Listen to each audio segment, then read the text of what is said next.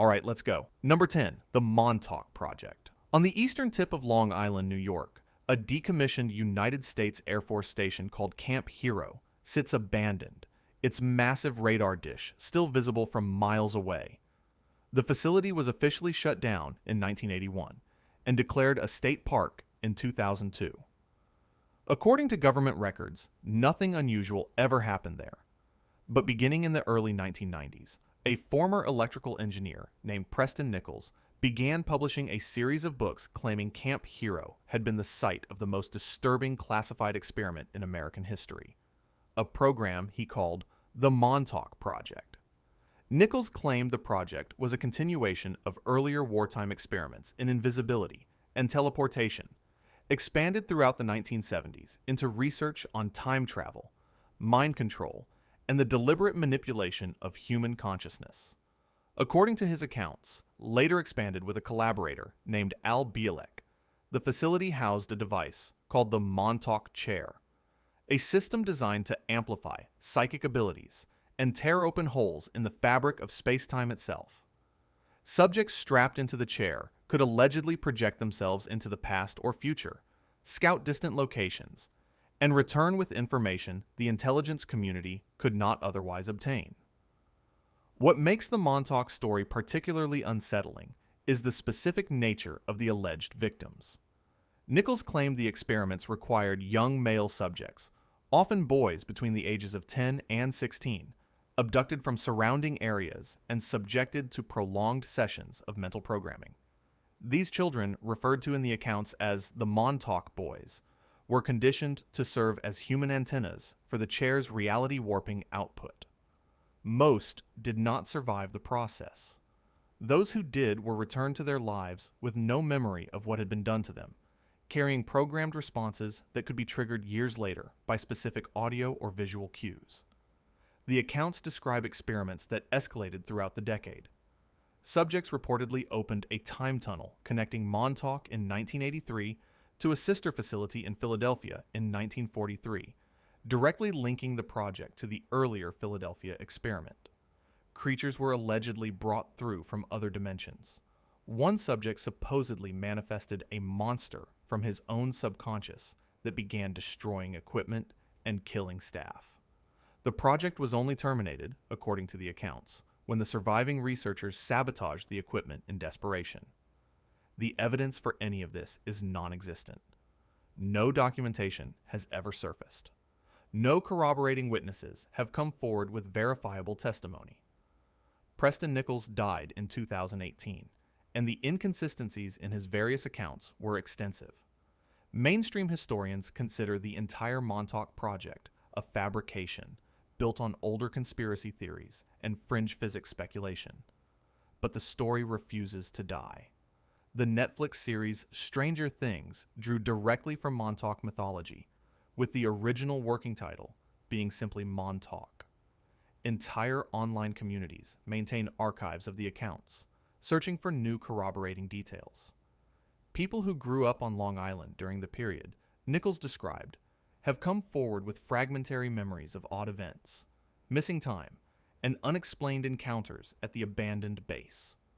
Most of this is almost certainly the product of suggestion and cultural contagion. But the mythology has achieved something rare. It has become more believable to many people than the official historical record, not because the evidence supports it, but because the idea that our own government ran time travel experiments on children feels, in some deep and unexamined way, plausible. That feeling of plausibility is itself the most disturbing aspect of the Montauk story. We no longer know where the line between classified reality and outright fabrication actually sits. If we cannot know, then Montauk becomes a symbol of every experiment that might have happened, every child who might have been taken, every door in space-time that might have been opened in a place we will never be allowed to enter. Number 9. The Chaplin Film Time Traveler. In 1928, Charlie Chaplin attended the Los Angeles premiere of his film, The Circus.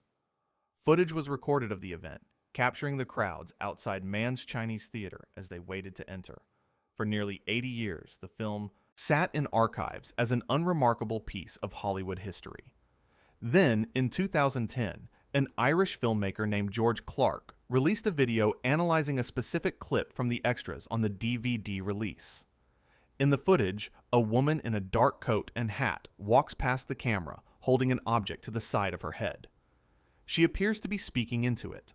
The object looks identical to a modern mobile phone. Clark's video went viral within days.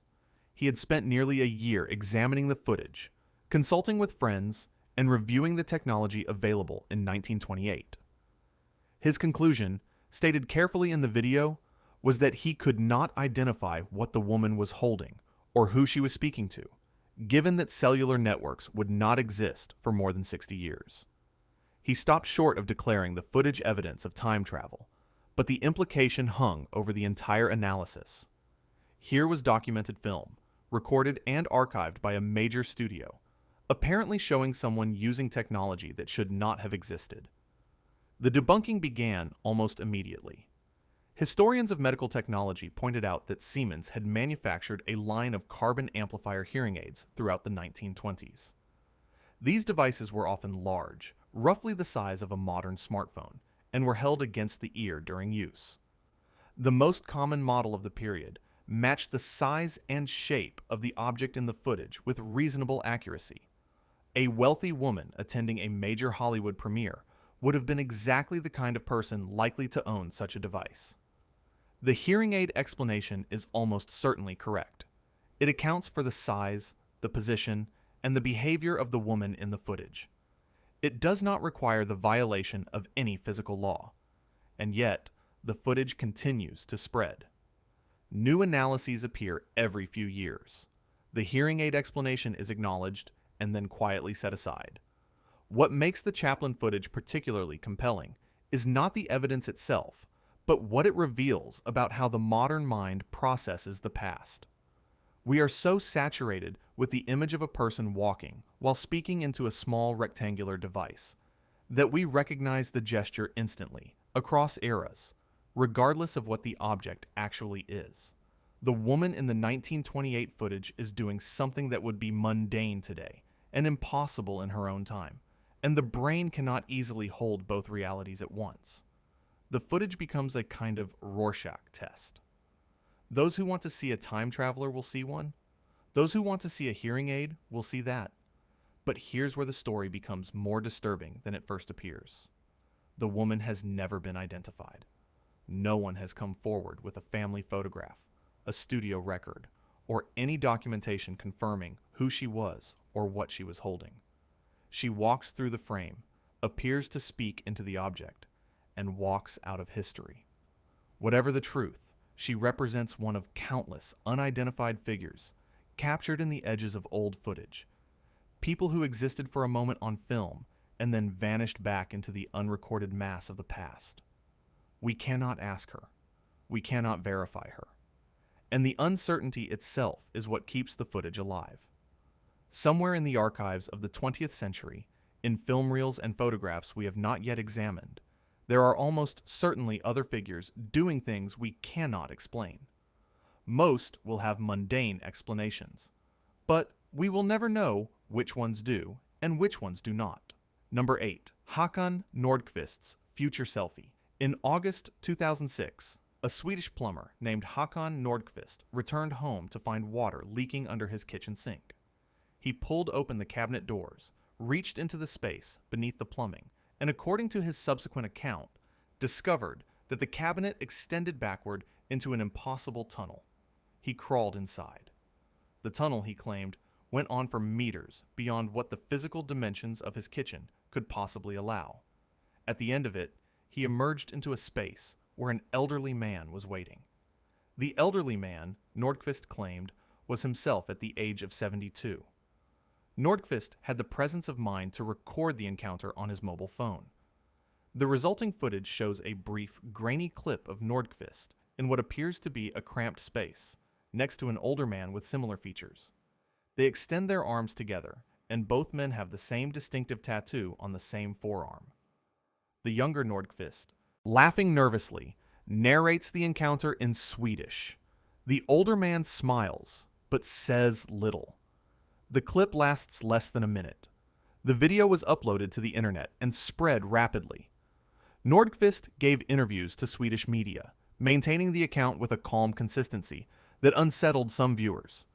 He claimed he had not planned the encounter, had no explanation for the tunnel, and had not been able to find it again after emerging back into his kitchen.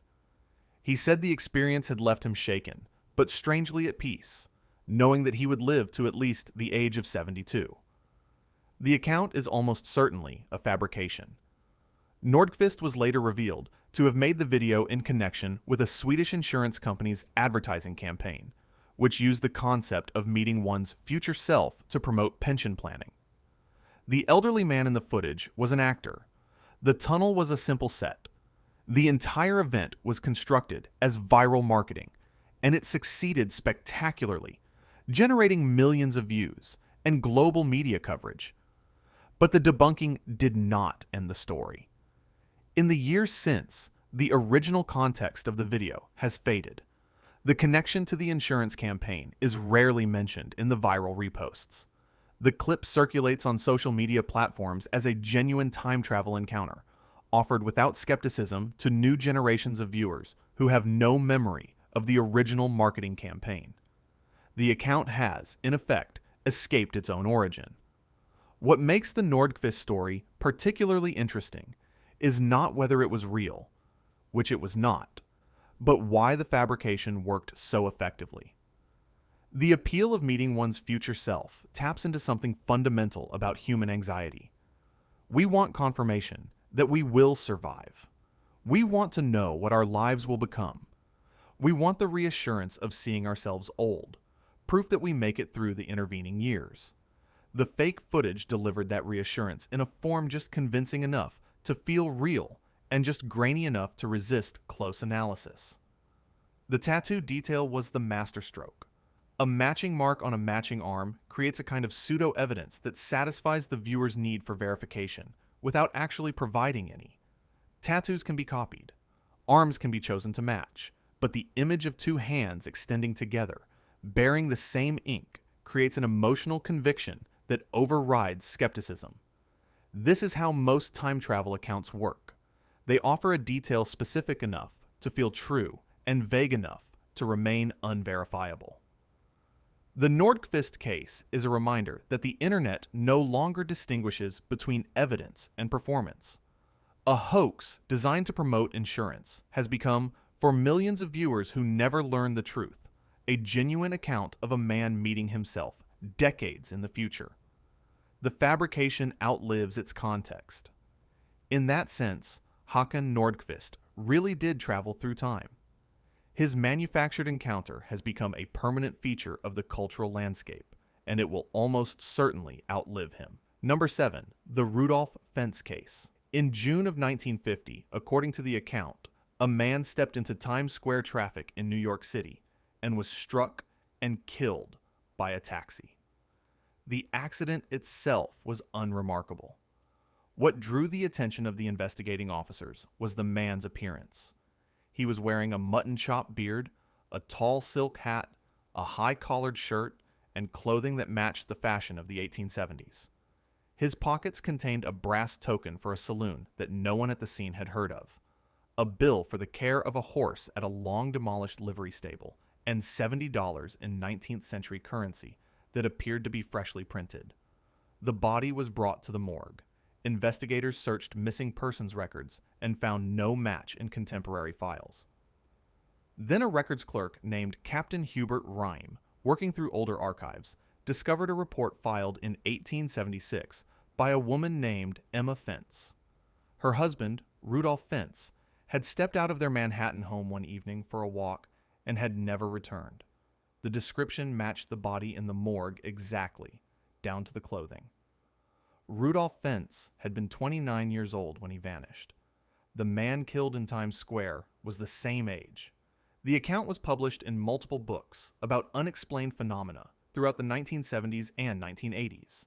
It became a foundational case in time slip literature, cited as the closest thing to documented evidence of a man vanishing from one century and appearing in another. It was referenced in academic discussions of temporal anomalies. It appeared on television specials. For decades, the story was treated as a genuine historical mystery with disturbing implications. In 2000, a researcher named Chris Aubeck conducted a systematic investigation into the case. He could find no official record of the accident, no death certificate for Rudolph Fentz, no missing persons report filed in 1876, and no newspaper coverage in either era. Tracing the account backward through its various published versions, he discovered that the earliest known appearance of the story was in a 1951 short story called I'm Scared, written by the American author Jack Finney. Finney had written the piece as fiction. Subsequent authors had reproduced the story as fact, and the fabricated details had been treated as historical record for nearly 50 years. The Fentz case is debunked. It never happened. But what makes it particularly disturbing is how long the fabrication survived, and how completely it colonized the cultural imagination. For half a century, millions of people believed that a Victorian gentleman had stepped through time and died in Manhattan. The story appeared in books marketed as nonfiction. It was cited by researchers who had never traced the account to its source. The mechanism of transmission reveals something unsettling about how we construct historical knowledge. A piece of fiction, published in a magazine in 1951, was slightly rewritten by another author, presented as a true account, and then referenced by subsequent writers who assumed the earlier publication had verified the details. Each generation of authors trusted the previous one. No one returned to the primary sources, because there were no primary sources to return to. The story existed in a citation loop, self-reinforcing, growing more credible with each retelling, until it acquired the weight of established fact. The truly horrifying aspect of the Fentz case is not that it was false. It is that we cannot know how many other accounts in our cultural record follow the same pattern. How many historical anomalies that we accept as genuine mysteries are actually the calcified remains of forgotten fiction? The Rudolph Fentz, who never existed, has been more influential than most people who actually lived. His fictional death shaped an entire genre of speculative inquiry, and somewhere in the libraries of unexplained phenomena, there are almost certainly other Fentzes, waiting to be traced back to their inventors. Number 6. The Moberly-Jourdain Incident. On August 10, 1901, two English academic women, Charlotte Ann Moberly and Eleanor Jourdain, visited the Palace of Versailles outside Paris. Moberly was the principal of St. Hugh's College at Oxford. Jourdain was a teacher at a girls' school.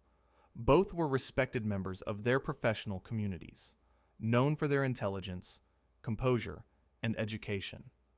They were not mystics or spiritualists. They were career academics on holiday.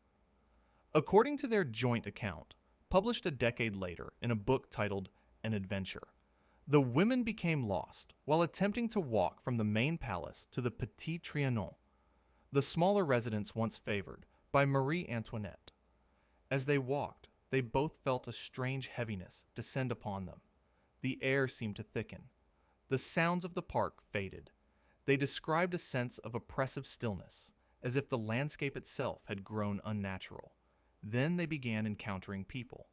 A man in a long cloak, seated by a garden building, seemed to look through them rather than at them. Two men in old-fashioned green uniforms gave them directions toward the Petit Trianon, speaking in archaic French. A woman in pale summer dress sat sketching on the grass near the residence. The clothing was consistent with late 18th century French aristocracy, not with tourists or costumed staff. Moberly later wrote that the sketching woman's face remained vivid in her memory for years. When she subsequently saw a portrait of Marie Antoinette by the artist Wertmuller, she claimed the woman she had seen at Versailles was identical. The two women eventually reached the Petit Trianon, passed through a wedding party of modern tourists, and returned to their hotel, shaken but not immediately convinced anything unusual had happened. Only months later, when they began comparing notes independently, did the full strangeness of the experience emerge. Each had seen figures the other had not. Each had noticed architectural details, garden layouts, and buildings that did not correspond to the current state of Versailles. When they returned on subsequent visits and consulted historical records, they discovered that many of the features they had described had existed at the palace in the late 1780s, but had been removed, demolished, or redesigned well before 1901. Their book, published in 1911, became a sensation. They attributed the experience to some form of temporal displacement, suggesting they had inadvertently slipped into the afternoon of August 10th, 1792, the date on which Marie Antoinette was said to have sat, sketching in the gardens of the Petit Trianon, shortly before the storming of the Tuileries ended her freedom forever. Skeptical analysis followed immediately and has continued for more than a century. Investigators have argued that the women encountered a private fete or costumed rehearsal taking place on the grounds that day. The architectural details they claimed were anachronistic have been disputed. Their memories, recorded years after the event, may have been reshaped by subsequent research and suggestion. But the case refuses to fully dissolve under skeptical pressure. Moberly and Jourdain were not gullible or prone to fantasy. They held senior academic positions. They had nothing to gain from fabrication and considerable professional reputation to lose. Their accounts were internally consistent. Some of the architectural details they described, including a specific small building and a plow left in a field, do appear to match historical configurations of the palace grounds that had been altered before their visit. The evidence is not conclusive, but it is not easily dismissed. What makes the Moberly-Jourdain incident particularly unsettling is the identity of the witnesses. Most time-slip accounts come from individuals whose credibility is difficult to assess. These two women were institutional figures whose entire careers depended on careful observation and intellectual honesty. They published their account knowing it would damage their professional standing, and it did. Moberly faced criticism from colleagues for the rest of her career. Jourdain's reputation never fully recovered. If they invented the story, they did so at extraordinary personal cost for no discernible benefit. If they did not invent it, then two careful academic minds walked through a garden in 1901 and, for reasons neither of them could ever explain, spent part of an afternoon in 1792. Number 5. The Hooper Bay time-slip pilot. In 1935, a British Royal Air Force officer named Victor Goddard was flying a Hawker Hart biplane from Edinburgh to his base in Andover, England. Goddard was a serious aviator who would later rise to the rank of Air Marshal and serve as a senior commander during the Second World War. He was not a man prone to fabrication. His career depended on precision, judgment, and a meticulous respect for observable fact. During the flight, Goddard deviated from his planned route to fly over an abandoned airfield called Drem, which he had visited earlier in the day. On his first visit, Drem had been a disused facility in visible decay. The hangars were dilapidated. The runways were cracked and overgrown with grass. Cattle were grazing on the tarmac. The site had clearly been inactive for years. As Goddard approached Drem from the air, he encountered a violent storm. He descended through dark cloud cover to regain visual contact with the ground, and when he broke through the base of the clouds, he saw the airfield below him transformed. The hangars were newly built and gleaming. The runways were smooth and immaculate. Mechanics in blue overalls were working on aircraft parked beside the buildings. 4 monoplanes of a type Goddard did not recognize sat on the tarmac, painted yellow, a color never used by the RAF for its aircraft.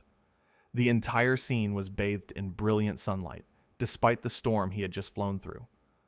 None of the mechanics looked up at his biplane passing overhead, even though the aircraft would have been loud and unmistakable. Goddard climbed back into the storm, confused but uninjured, and completed his flight to Andover.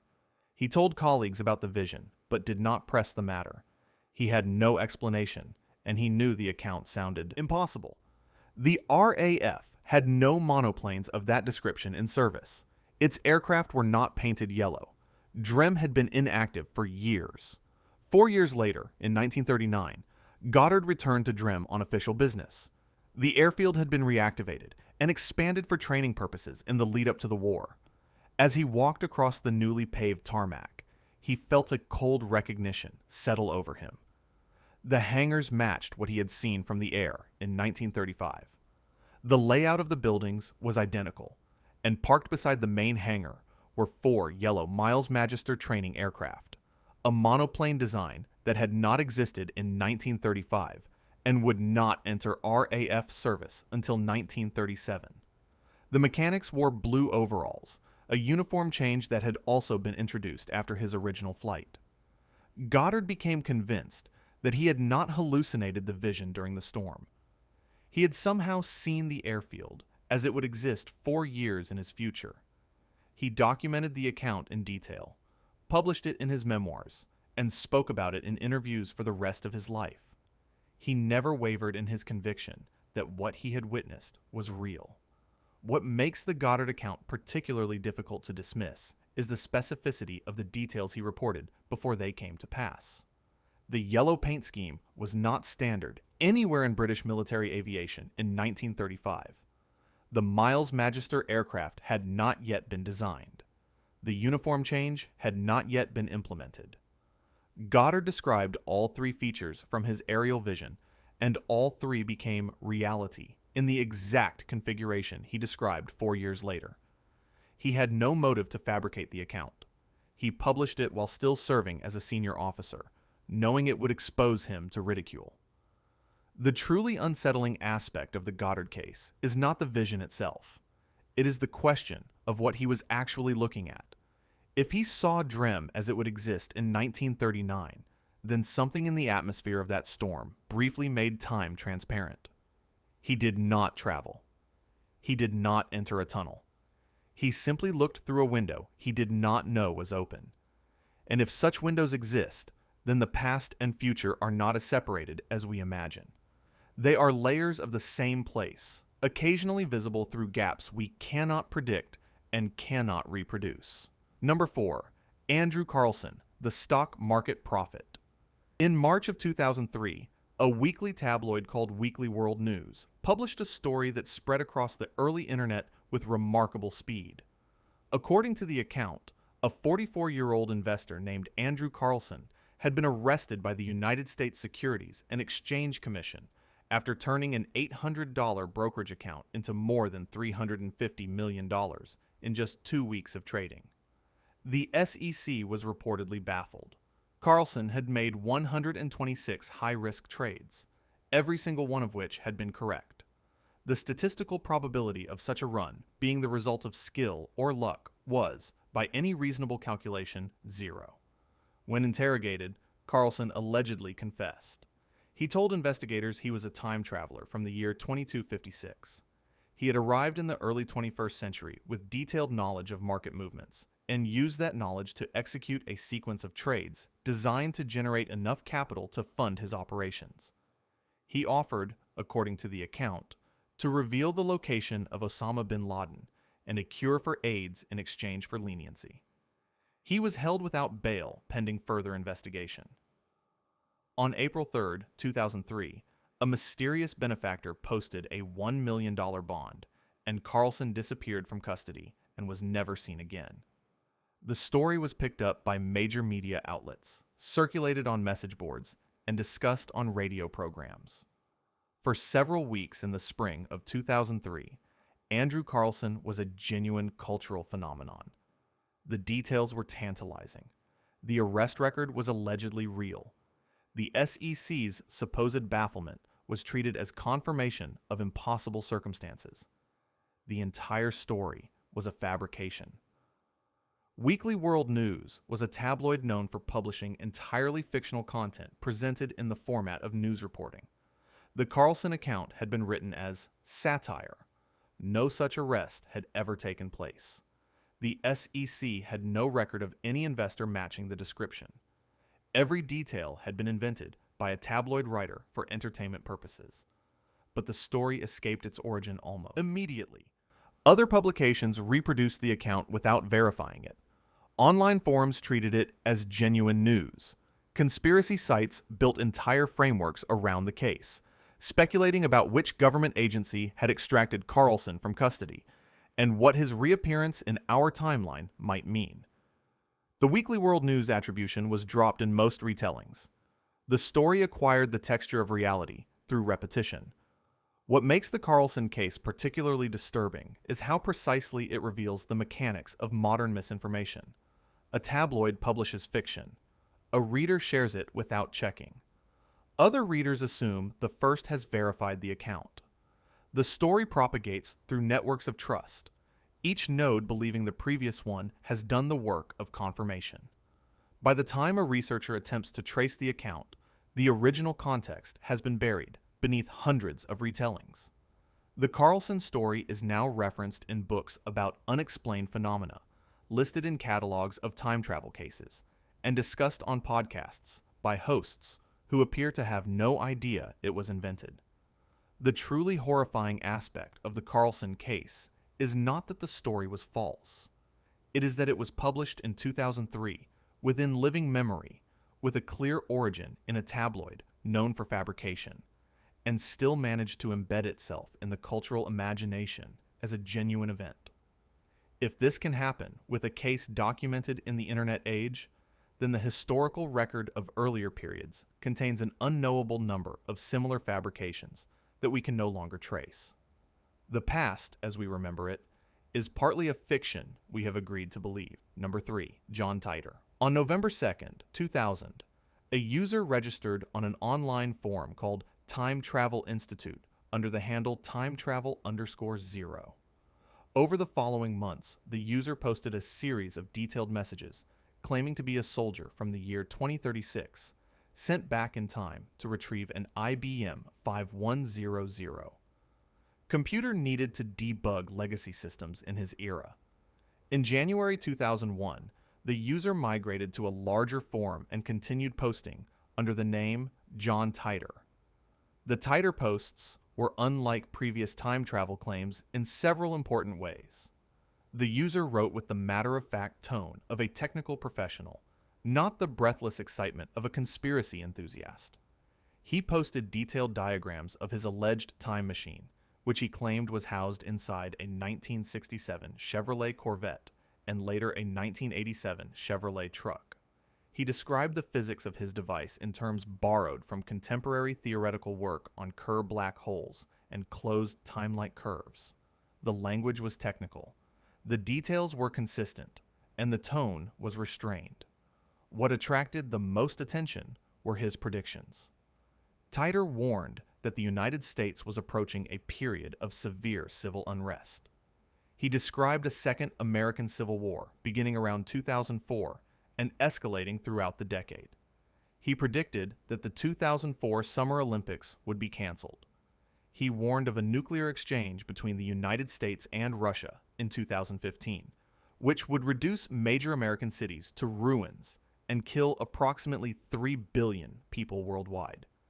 He described the world of 2036 as a smaller, agrarian society rebuilding from collapse, with the federal capital relocated to Omaha, Nebraska, and the country divided into 5 regional governments. Titor stopped posting on March 24th, 2001. In his final messages, he announced he was returning to 2036 and would not post again. He did not. None of his major predictions came true. The 2004 Olympics took place without incident. No civil war began in 2004. No nuclear exchange occurred in 2015. The cities of the United States still stand. By any measure of empirical verification, John Titor was wrong about the future he claimed to have lived through. Investigators have traced the Titor posts to at least one probable source. An attorney named Lawrence Haber in Florida handled the copyright filings for material associated with the Titor persona, and evidence suggests that Haber's brother, a computer engineer, may have been responsible for writing the posts. The Titor identity appears to have been a creative project, perhaps intended as the beginning of a novel or film that was never completed. But here's where the Titor case becomes more disturbing than a simple hoax. Some of his descriptions have aged in strange ways.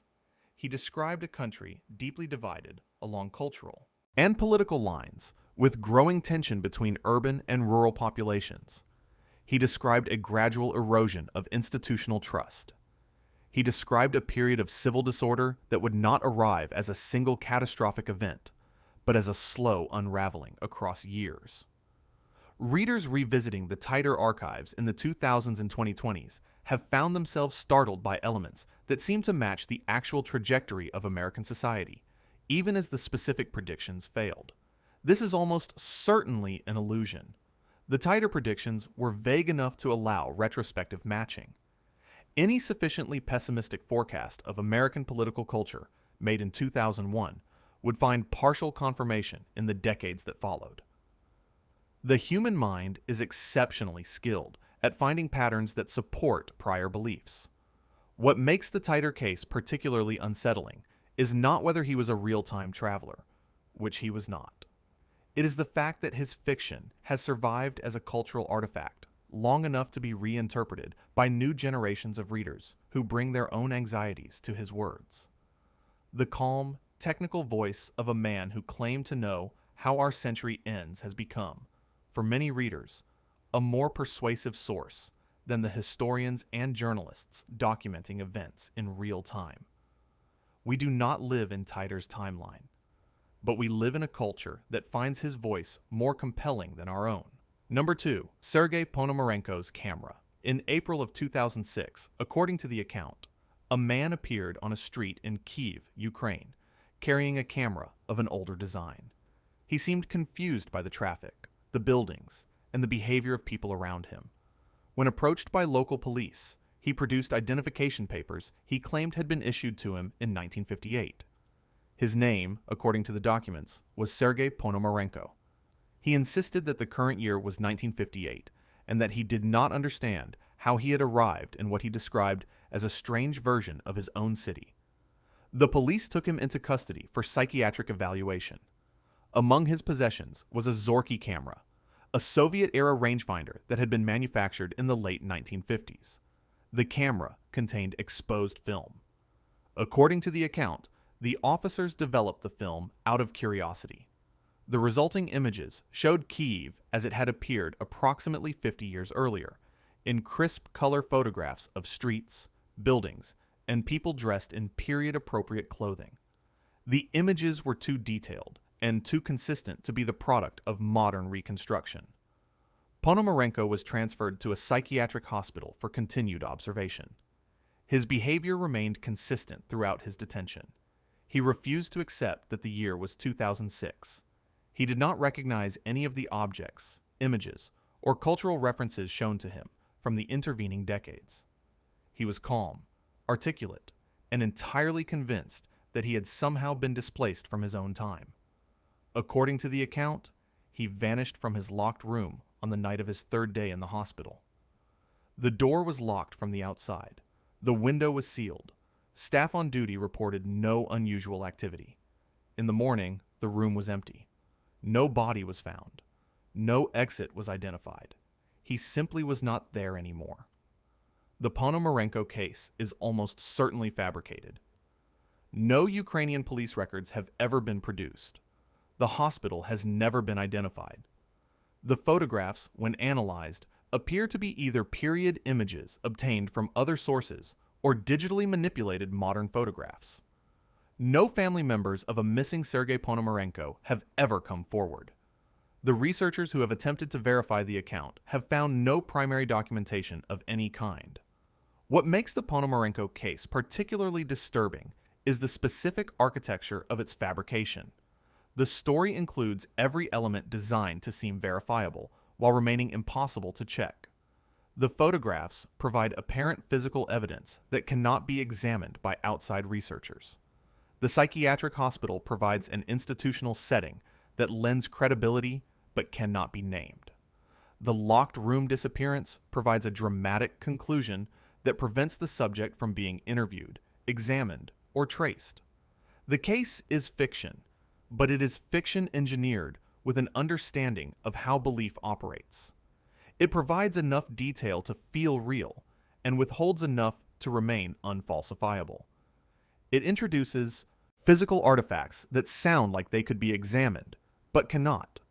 It places the events in a jurisdiction an institutional system that foreign researchers cannot easily access. Every element of the account is optimized for cultural transmission. The truly unsettling aspect of the Ponomarenko case is not whether it happened. It is the precision with which the fabrication targets our cognitive vulnerabilities. We are designed to trust specific details, institutional settings, and physical evidence. A well-constructed hoax can simulate all three without providing any of them. And once such a story enters circulation, it becomes effectively permanent, resistant to debunking, because the debunking requires access to records that do not exist and never did. Number 1. The Philadelphia Experiment. On October 28, 1943, according to the account, the United States Navy conducted a classified experiment at the Philadelphia Naval Shipyard involving a destroyer escort called the USS Eldridge. The stated goal in most versions of the story was to render the ship invisible to enemy radar using powerful electromagnetic generators based on theoretical work derived from Albert Einstein's unified field theory. The actual result, according to the account, was catastrophic beyond anything the project's designers had anticipated. When the generators activated, the USS Eldridge allegedly vanished from the Philadelphia shipyard in a haze of green light. Witnesses reported that the ship became first transparent, then completely invisible. Approximately 10 minutes later, according to the account, the Eldridge reappeared briefly in the harbor of Norfolk, Virginia, more than 200 miles away. It then vanished again and rematerialized in Philadelphia. When personnel boarded the returning ship, they discovered something worse than destruction. Several members of the crew had been fused directly into the metal of the hull. Their bodies were partially embedded in deck plates, in bulkheads, in the superstructure of the vessel.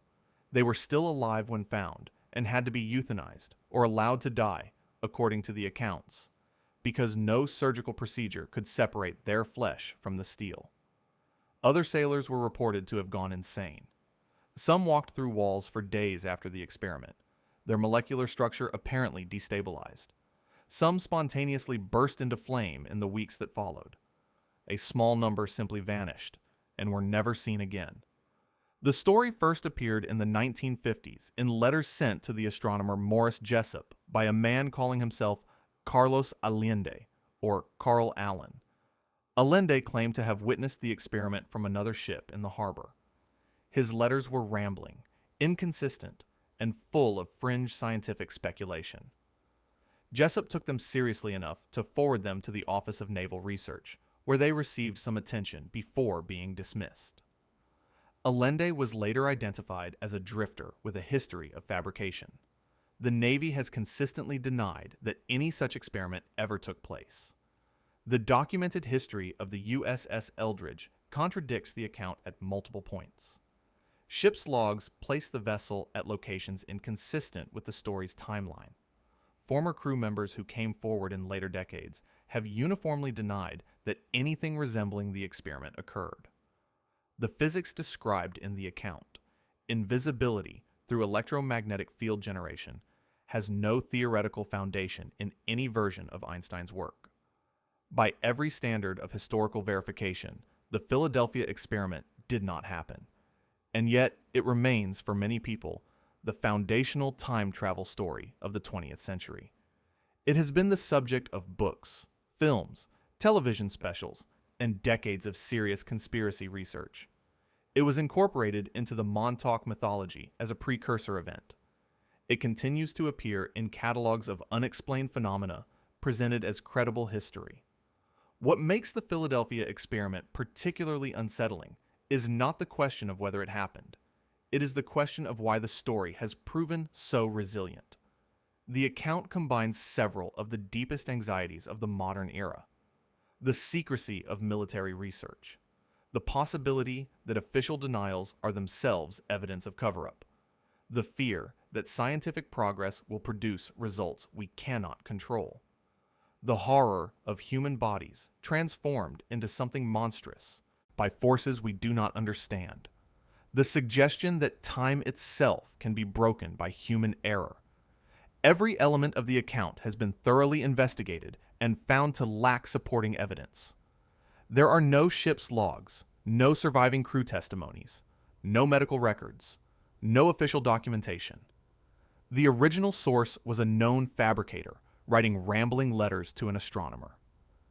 The physics is incoherent. The timeline does not match. There is, by any reasonable standard, no Philadelphia experiment. And yet the story cannot be killed. Every generation rediscovers it. Every debunking generates new defenses. Every official denial is treated as confirmation. The Philadelphia experiment has become something stranger and more permanent than a historical event. It has become a permanent feature of the cultural unconscious, a story that our collective imagination apparently needs to keep telling. That, in the end, is the real lesson of every case in this list. The time travelers are not real. The evidence does not hold up. The accounts collapse under investigation. But the stories persist because they encode something we cannot let go of. The fear that time is not what we think it is. The hope that the past is still somehow reachable. The dread that the future has already happened and cannot be changed. We have not found a time traveler. We have only found our own reflection, staring back at us from every era we have invented to contain it. If you want to see more videos like this, click the video on screen now and make sure to subscribe.